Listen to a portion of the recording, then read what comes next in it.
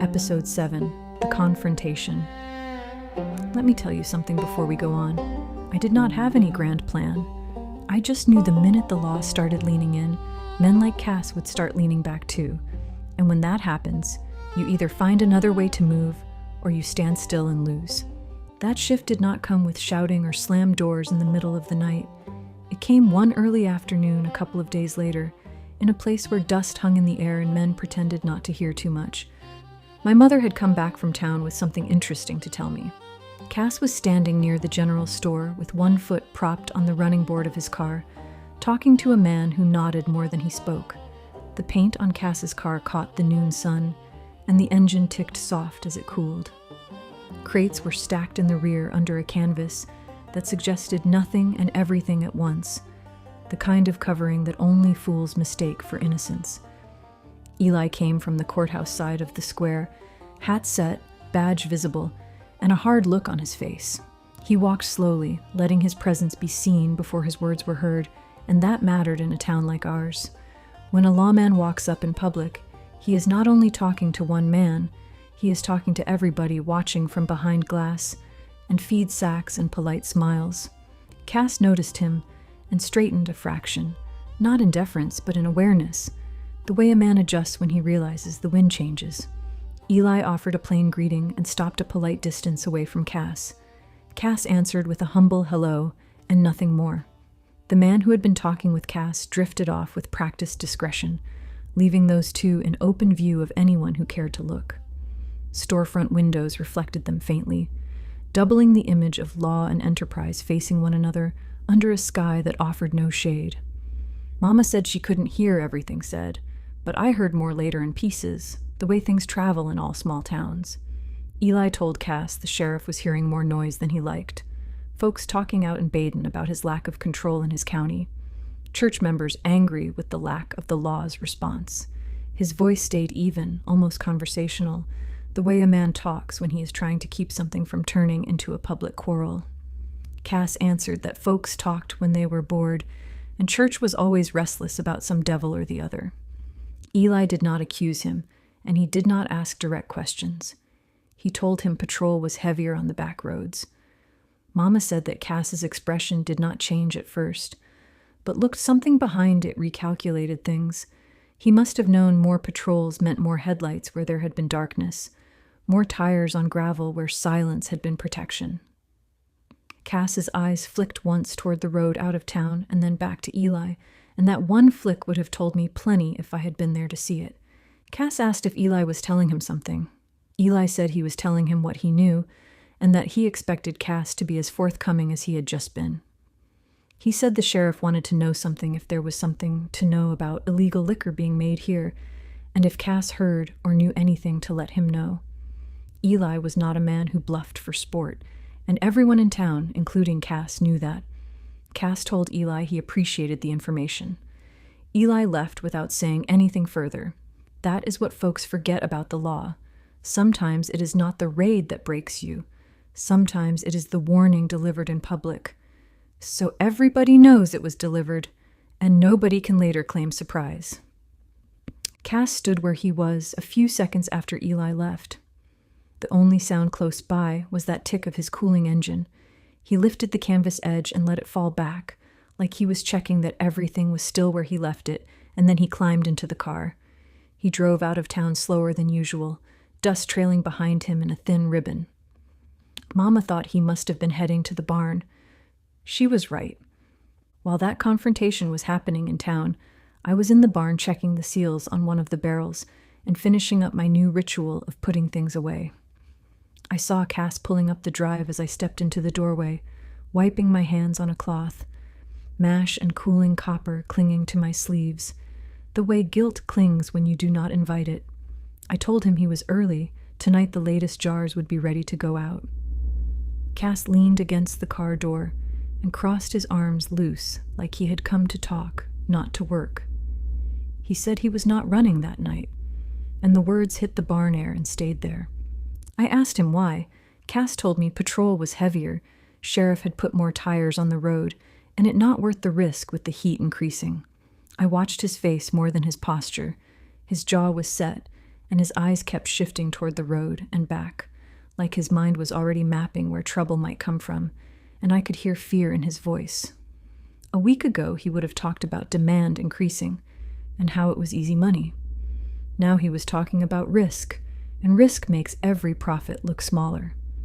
I told him Stanley was still open because I knew what roads he drove and what county lines meant to men who made their living in the dark. Cass let out a faint exhale that was close to amusement and told me heat traveled. Cabarrus got loud and Stanley listened. I reminded him Stanley was not Cabarrus. I told him he had driven farther for less, and I said it steady because I was trying to keep my own urgency from turning into pleading. The barn held a faint echo of our voices.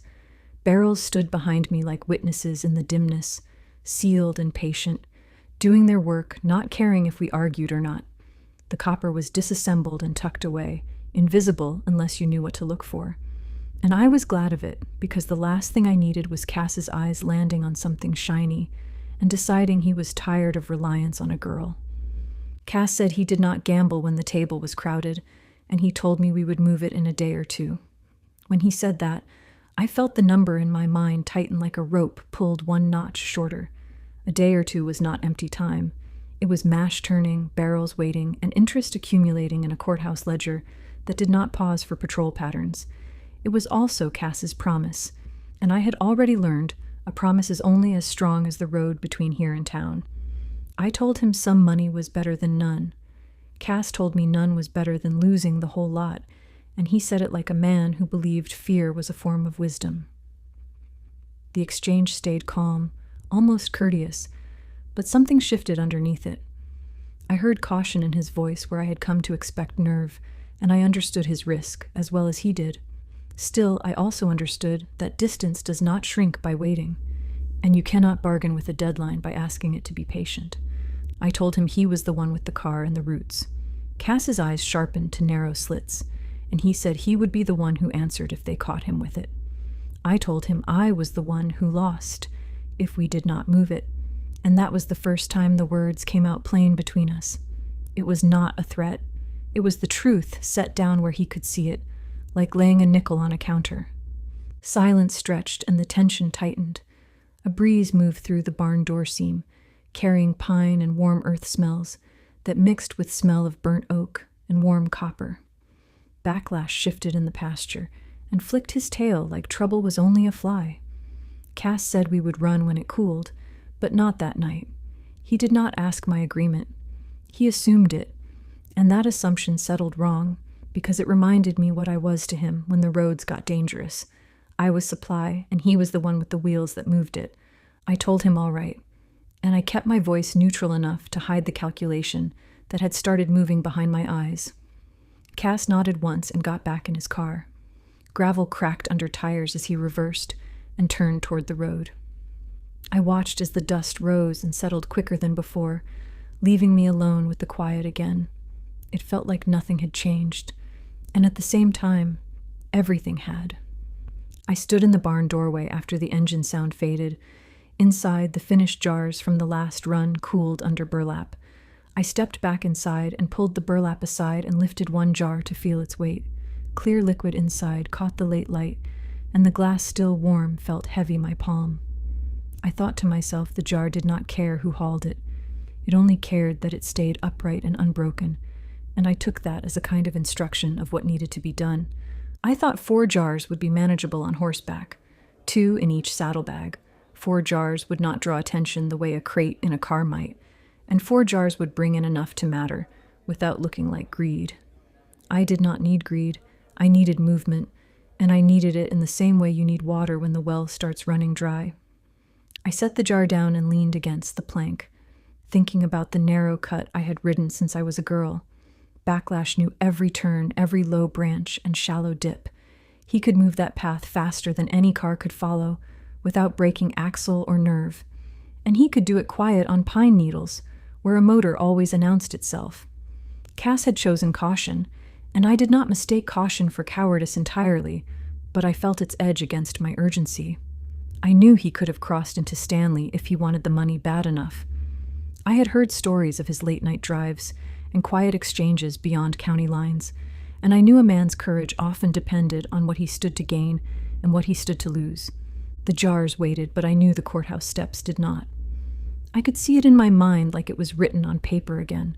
That courthouse hand, that deadline that did not care whether patrol was heavier this week. That was what settled it for me. Not pride, not spite, just the plain understanding that if I let other people's fear set my pace, I would end up watching Granny's land slide away while I stayed obedient to something that didn't care about any of it. I reached for the saddlebags hanging on their peg and brought them down, checking straps for wear the way you check a rope before you trust it with weight. I moved without haste, each action deliberate, like the decision had been waiting quietly for permission to surface. Outside, the light softened toward dusk, and the sky shaded from pale gold toward a deeper tone that promised concealment as much as risk. I could hear evening settle into the trees, insects starting up, birds calling once, and then going quiet again. Backlash lifted his head when I approached with the saddle. His ears pricked forward in question, not alarm. I could feel he knew the difference between fear and work. "Just a short ride," I told him. I said it the way you mean things when you are trying to make them true. The barn stood open behind me, barrels sealed and copper hidden with care. I carried 4 jars from the plank and wrapped each in cloth before placing 2 into each saddlebag. I adjusted the balance until the weight felt centered and steady, because if you are going to gamble on movement, you do not start sloppy. I tested the straps twice and listened for any clink, because glass talks loud in the wrong moment. Some money was better than none, and I did not have the luxury of waiting for Cass to grow brave again. I swung into the saddle and turned Backlash toward the narrow cut that led away from the house and into the trees, letting the first steps be easy and quiet. The pines were already darkening at the edges, and the path ahead looked like its own kind of promise, the same one it had offered me when I was young and thought speed could keep trouble from catching me.